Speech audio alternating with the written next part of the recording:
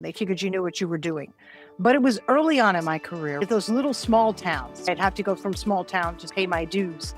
That's where I had a lot of situations where I was in Salisbury, Maryland for only 3 months at a job because all I wanted to do was get out. But I just took the first job I could get in broadcasting. And the guy there said, "You look too ethnic. Go dye your hair and come back on Monday." That would not fly today. One of the best places to learn the craft. Welcome to the Art of Showbiz. I am your host, Alexis Melocchi. I believe in great storytelling and that every successful artist has a deep desire to express something from the heart to create a ripple effect in our society. Hello to all my listeners of the Heart of Show Business. I think this is going to be my season's finale because it feels like this specific guest has to be the one who ends my season because she's such an amazing human being and powerful woman. I am so blessed to have her on my show.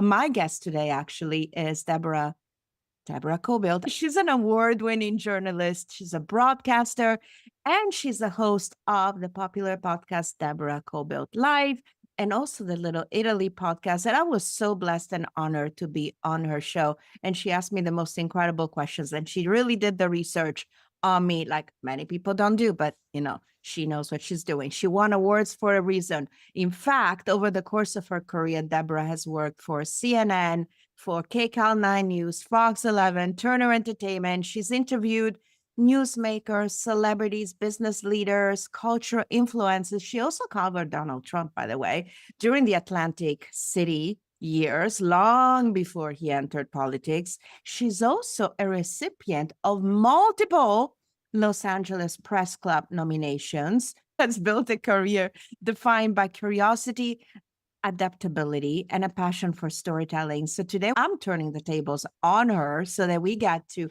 explore her journey, the lessons learned, the obstacles, the whole thing, but also how rapidly the media landscape is changing today. So welcome to my show, Deborah. Oh my goodness, what an introduction. I'm really quite honored. I don't even know who that is, but thank you very much. We were just talking offline about this. We're girls. So we're here about lifting each other up, empowering one another, and supporting one another. So in fact, as I go into your incredible career, I wanted to ask you, what was the defining moment that shaped you as a journalist and as a woman? There were a few of them. I don't think there was one, but I'm going to start really young, like at the age of 5. I remembered with mom, and all I would say, we'd drive by something and she'd say, "Oh, this and that." I'd say, "Why?" And then I'd look over there and say, "Why?" And then what I'm getting at is I think I was born to do this, right? Because I was always very curious. If you go into the world and go into anything and you're really curious and you need to know what's the story behind it, I'm pretty sure that's what did it. I loved to write when I was a little kid. I would write stories, little short stories and stuff like that. And I ended up studying English literature and art history in college, but I took a couple of journalism courses and I was hooked. And it was print journalism, actually, that I started in. I actually prefer that to broadcasting because it's just me and pen, paper, or now the iPad or the computer, and nothing gets in between. And I really enjoyed that. And I could tell somebody else's story because I thought everybody's got one. So I would say my early inspiration was when I was a really little kid, driving my mom a little nuts. I love what you said that you were asking why. It sounds like my mom. My mom is always like, "Why? But this is it. But why?" It's like, why? Figure it out. So I love that. You were quite an inquisitive young lady, which is what, brought you to the career in journalism. So interesting. But you are in a male-dominated media world, which obviously, hello, Diane Sawyer. There's obviously some fabulous women who still are masters at interviewing, Barbara Walters and everything.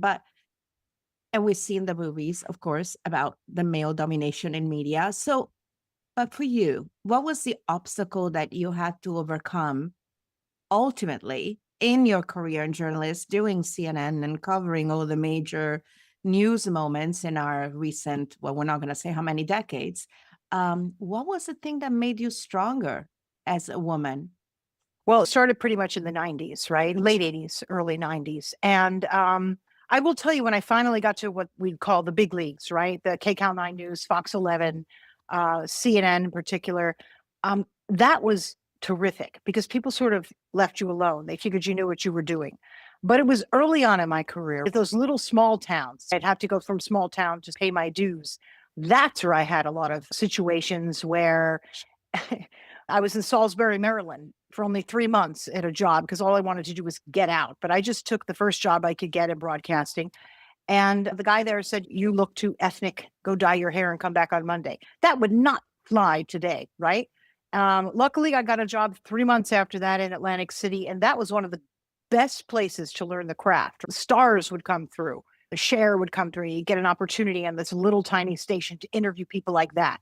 And it was a place where not a lot of people were watching, so you could make your mistakes and grow from there, And then from there, I ended up on actually working in New York for a very short time at NET/JN, which is also in New Jersey. So my early career, yeah, it just seemed like the smaller the station, the smaller the mind in terms of how they would treat people and women in particular. I had to get through it. If you ask me if it made me stronger, I'm going to tell you this: no. It was a nuisance to me to have to dance around those people. I just wanted to do my work. I was very driven, and I just really didn't have time in my life to have to push people away. So that's a real honest answer about it. I could have done without it. I think there's less of it now because more people have spoken out. There was a lot. You get a knock on the door in your hotel room and you're thinking, be quiet, pretend you're not here, that kind of a thing.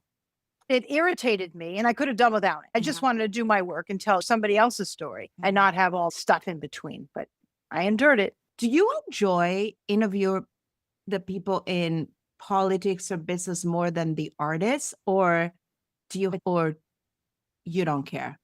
Because Well, you've had all kinds, right? Because it's my own show. One reason why I love doing podcasting is because nobody really has to tell me what to do, right? When you go to work every day and you're doing the news, the latest tragedy or car chase, but with a podcast, I can decide who is important to me to have on my show. I love the fact that now I can choose what I do. Do I enjoy interviewing politicians? Yes, they're the ones who will be shaping the cities, towns, and state and country ultimately that we live in. And it's important. So yes, I very much do. And I try and put a human spin on those people as well. But it's important to really hear. Which brings me to one of the most spun around personalities of our time, certainly of our decade, which is our current president, Donald Trump. I know you covered him during the Atlantic City years. What did that experience teach you about power, ambition, and public perception? I learned a lot about him, and it was about him. When he walked into a room, it was about him. When he walked into one of his casinos, charisma, where people were drawn to him. The slot machine, they got up and they ran after him just to kind of be near him. And I thought, that's something that doesn't appeal to me as a person. And it was a bit of his swagger. It was his ego, really. Food court. When he goes, "You want to go up and down the elevator?" I thought, okay, this guy knows what he's doing. And he goes, "I want to show you the new food court. It's the biggest, it's the best, it's the most unbelievable." And I thought, my goodness, this guy has an ego. But I played into it because I wanted to get the story, right? And by playing into it, I was out to earn his trust so that I could then ask him the questions I wanted to ask him. So that proved to be very valuable to me throughout my career, whether I was interviewing him, whether I was interviewing Mr. Forbes in New York or whoever it was, kind of disarm people so that they feel comfortable talking to me and then go in there with the question that I really want to ask. And we're already recording. So they have to answer it. So it's actually, that's what I learned early on in my career. Dang, I wish you would have had that footage so you can play it over social media. That would have been I have it. You have it? I've got to dig it out of my archives, but I do have it. It's somewhere. I have a lot of footage because then they put me on Trump watch. Go figure. It's not necessarily something I wanted to do, but because he would answer my questions and everybody would say, "Oh, it's because you were a young girl." And he never did anything, thank God. And I mean, nothing, but he would answer my questions. So I think he figured out that I could figure him out. Yeah. And he played the game back. So would I have ever predicted he would become president? Absolutely. I would have. I just figured he could do anything then, and he believes it now. And he still does. And he still gets away with so much. I'm stunned when I watch what happens every day, but same guy then, as he is today, honestly. How fascinating. And I love what you said about trusting your instinct, because obviously when you wanted to interview him, you followed an instinct. Obviously now you get to follow your instinct every single time because you're running your own show. Back then, was there some situation, interview news coverage, something that you wanted to trust your instinct and others disagree with you, but you still went for it? all the time. And I'm trying to think of anything specific. It actually happens quite a bit. Oh, I have a story for you. I was out cover with my cameraman. I believe I was at either Fox or KCAL 9 at the time. And there was a shooting going on. I think it was at Magic Mountain. I don't recall exactly where, but it was here in LA. And we were doing a live shot for the 10 o'clock news. And as I'm on the air, we had to turn our lights off because people were coming out of there screaming and you could still hear gunshots. And I'm thinking, I'm going to get hurt here. But as it was happening, we didn't want to attract anybody. So my cameraman turned his lights down. And when my live shot was finished, my producer said in my ear, that was incredible. We're going to do it again in 10 minutes. I looked at my cameraman and he goes, we're out of here. So my instinct was to say, sure. But down came the satellite on the truck. We bolted out of there. In other words, I didn't want to get hurt. There was a live shooting happening right behind me. So that was my instinct to say, no, if you fight them about it, then you're disagreeable and hard to deal with. So in preserving my own safety and my cameraman's safety, we bolted out of there. So there's an example of my own instinct of survival. But it's happened so many times on the job, honestly. And I would on diplomacy, because that was a great way of handling. You didn't argue, didn't say, I'm not going to do it. You just smiled and said, and then I'm out of there.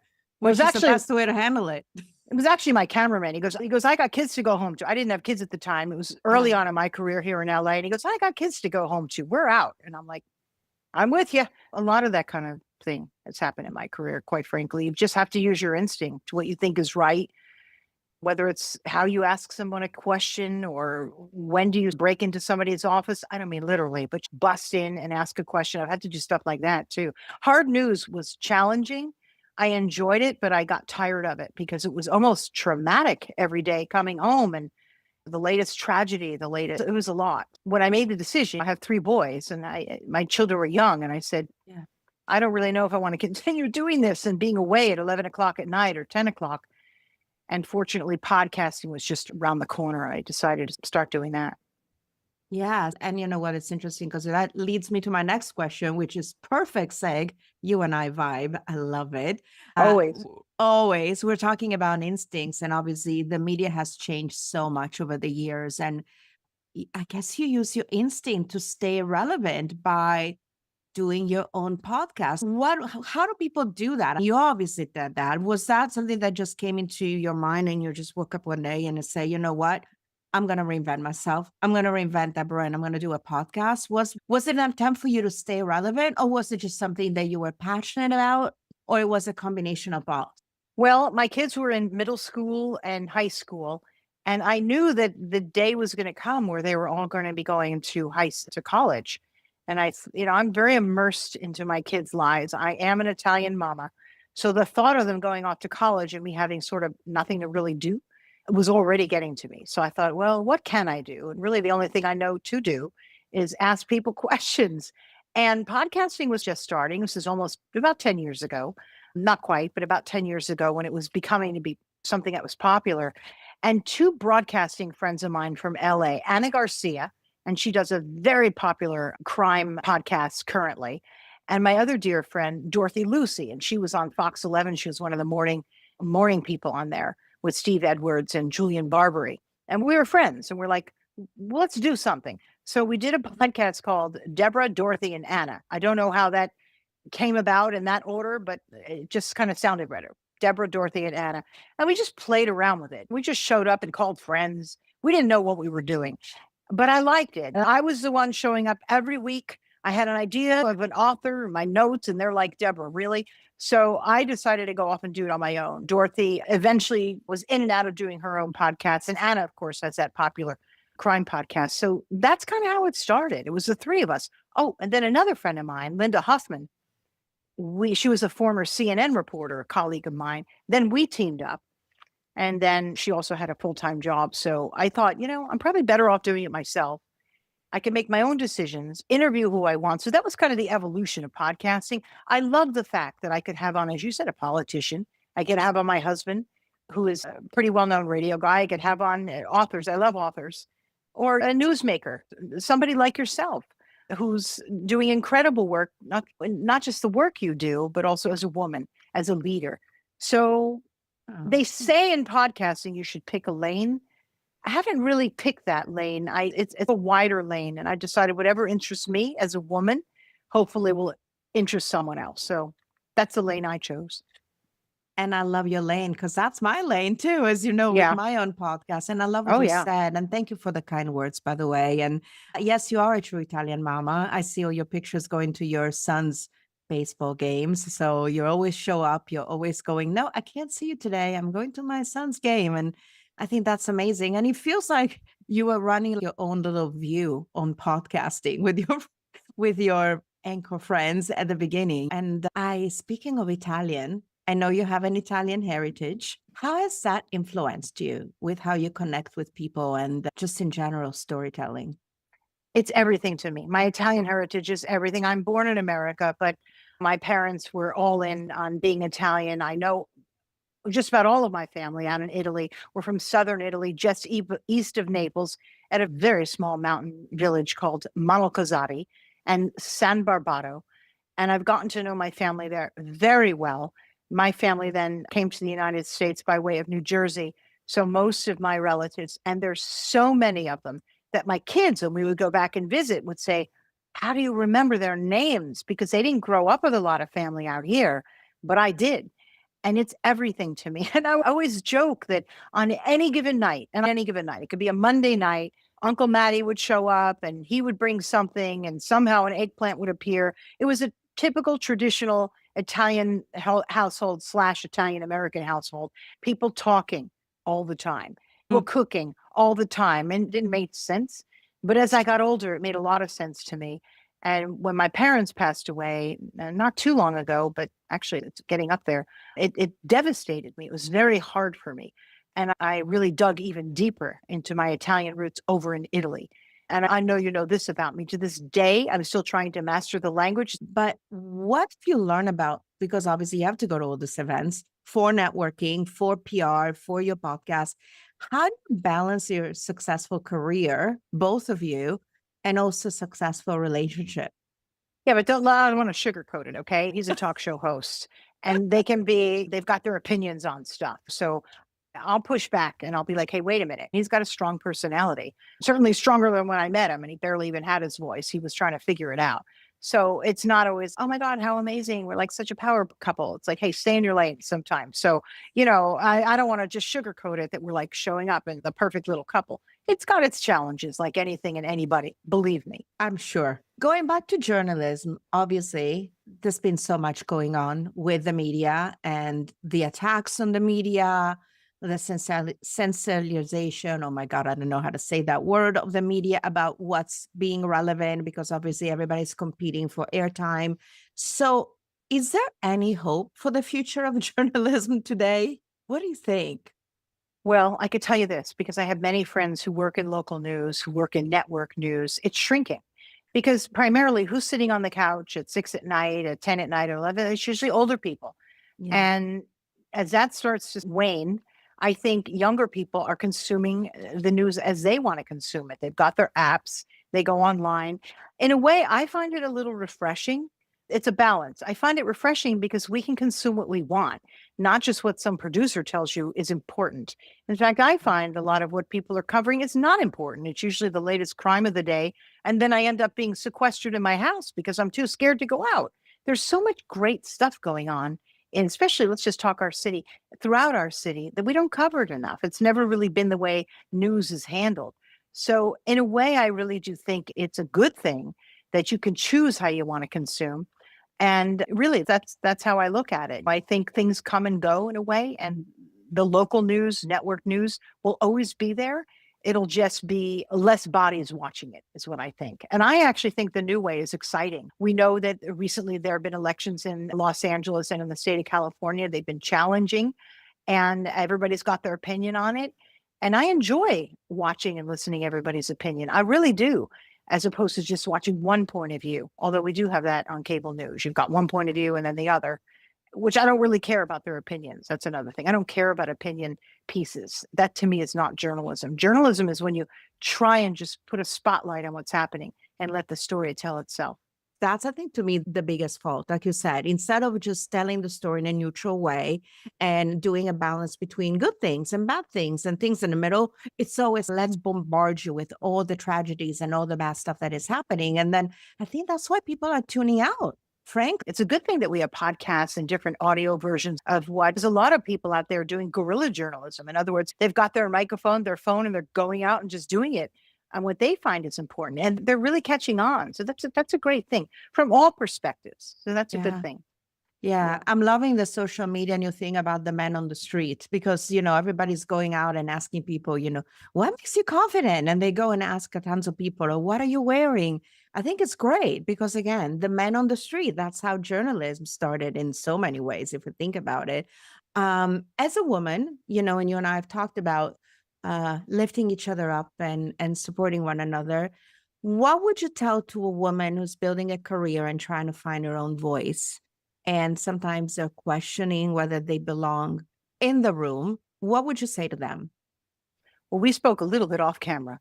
It doesn't matter when you start to question, don't use your instinct, use what you believe, what matters to you. There's always going to be somebody out there who's going to criticize you in many ways. The work you're doing, the way you look, it doesn't matter. And it takes a long time for us, right, as women to figure out it doesn't matter. And what matters is the people who do support you. Listen to their opinions if you want one. But the people who don't, they're probably never really going to come on your side. I don't even give them I don't really pay them any notice because if they want to and talk to me, enjoy what I'm doing or add to it, be a part of it, that's great. But there's always, a lot of folks out there, especially women, who aren't doing that. I never really understood why. I'll tell you why, because there's always somebody richer, poorer, better, smarter, prettier. So what? Like, I don't get that. Like, there's always somebody who has that above you. Yeah. Learn from them. Figure if there's something they have that you want, I'll look at that and think, I wonder how they did that. And then I'm actually very happy for them if they have success, because it would never take away from mine. You could end up winning 10 awards tomorrow, and I'd be so happy for you because it would have nothing to do if I had any awards at all, right? That's your story, and I have mine. So women, please just support each other or stay out of somebody's way. That's what I have to say. It took me a long time to realize that, right? We all want the approval, especially if we're getting snubbed. We wonder why. I don't wonder anymore. I really don't, or I try not to. People are attracted to that. The more you have done that in particular, the more I want to hear from you because that's very authentic. And that really matters to people. People like authenticity. Here's another thing I never cared about. Oh my God, how many people are looking or watching? If I have a small audience, great. If I have a giant audience, great. I do it because whoever gets some information out of it and learns by it, that's good for me. I'd never gone into journalism to be this thing. I got into journalism to tell a story. I'm going to ask you in true actor studio fashion, two questions. In your darkest moments, is there a life mantra, something that you tell yourself to center yourself again and get yourself into the other side? Taking care of things, and I just give it up. I just say, I'm doing my best. So those are the things that really help keep me grounded when I feel like I'm losing control in a way, because I think control is something that is important to me. And sometimes you can't do that. You got to let it go. 3 words to describe me. Yeah. Is that what you're saying? Yeah, absolutely. Yeah. Oh boy. Curious. I really am curious. I'm curious about everything. Sensitive. I feel things. I feel people's stuff. If somebody's hurting, I really feel it. Maybe that's empathy. I don't know. And gosh, I don't want to use the word grateful because that is overused, but I guess trying to stay positive. That's more than one word, because there is a lot that we can look at every day. You can look at it and have things that are happening in your life bring you down, or you look at them and realize how lucky we are, that we are all lucky. We're lucky that we can breathe air that's fresh. I'm so aware that's just goofy, but it's true. People have it really hard in the world, and you learn that as being a journalist. It's been such a pleasure to have you on my show. And for everybody who's listening, read the show notes, check out all the links. You're going to get to see some amazing interviews that Deborah is doing on YouTube and obviously your favorite pop player. She's on iHeartRadio, of course. And she has two podcasts, Deborah Cobio Live and Little Italy podcast. They're both super interesting. And make sure you follow her on social media because she goes places that are incredibly interesting. She shares a lot. And as I share, and I feel that in today's world, we need more transparent reporting, and Deborah certainly does that in her life and as a woman and as a journalist. So hats off to you. It's been great to have you on my show. And yeah, thank you so Thank you for much. inviting me. Really, I very rarely do interviews because having the tables turned for me is a challenge, right? But I got through it. So thank you. You made it very easy. So thank you so much. Imagine that. Somebody who will interview almost anybody. I've interviewed presidents but when you interview me, it's wait, what? You want to ask me a question? See, I got to get used to that, Alexia. So thank you. That's because of you. Thank you. You're so very welcome. And I had a little bit, oh my gosh, she's going to be judging me now. She's not a serious journalist. What kind of questions is she asking? But you know what? See what we do to ourselves? Yeah. Oh my God. I'm grateful that we're friends too, Yeah. Alexia. I really am. We've gotten to know each other and I really admire you. I really do. So thank you. As do I. And since I have almost a half Italian, 90% Italian, some percentage Italian, I'm going to say this is the Heart of Show Business, over and out. And ciao. Ciao, Bella. Ciao.